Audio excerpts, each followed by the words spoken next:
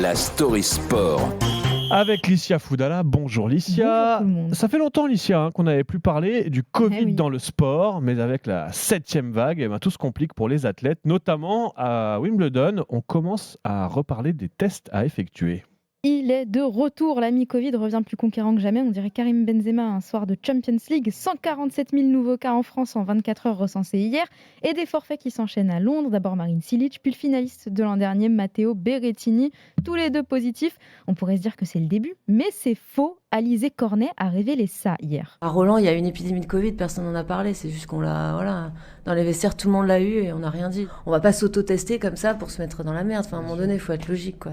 Après, j'ai vu des filles porter des masques et tout, peut-être parce qu'elles savaient, elles voulaient pas refiler. Et il faut avoir un esprit civique aussi, mais bon, voilà, j'en dirai pas plus.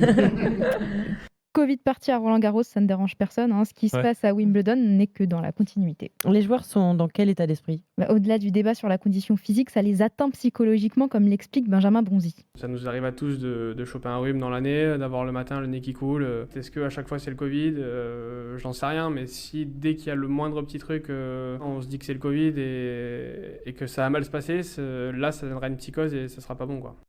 Une psychose parce qu'on va recommencer à s'auto-tester, à se masquer et ça inquiète tout le monde. Quand j'écoute Raphaël Nadal, je me dis que les sportifs étaient vraiment passés à autre chose. L'information que j'ai eue, je ne sais pas si elle est vraie ou fausse, c'est que si vous avez des symptômes, c'est à vous de décider si vous vous faites tester ou pas. Si vous acceptez le test et qu'il est positif, c'est fini. Si vous me dites qu'on peut continuer à jouer en étant positif, je ne suis pas au courant.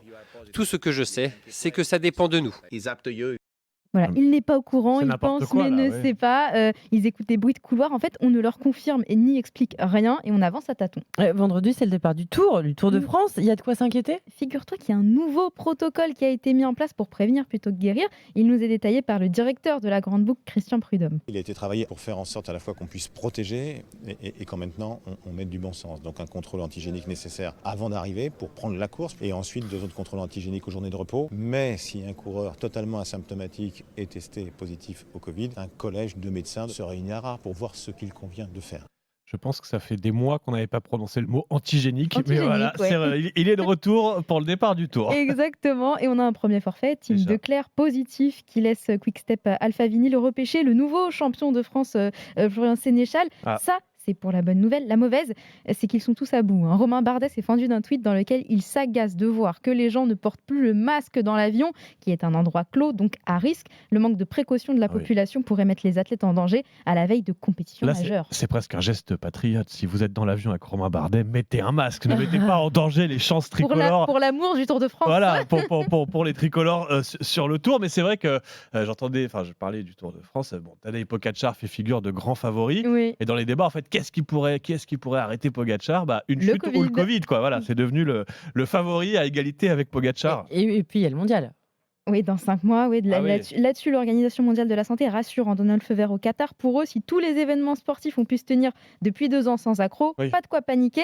À ce rythme-là, on n'est quand même pas à l'abri d'un retour de petites jauges ou de huis clos. Cette sombre époque qui nous privait de divertissement, va falloir s'y faire. Bon, on espère un Tour de France, en tout cas, avec le moins de forfaits possible. Mais ça va donc être un des enjeux, un des facteurs clés de ce Tour de France, dont on ne ratera pas une minute, je le rappelle, en écoutant Sur RMC. Et on connaîtra toutes les histoires autour de ce Tour de France en écoutant Licia Foudala tous les matins dans la Story Sport, à retrouver aussi en podcast sur l'appli RMC.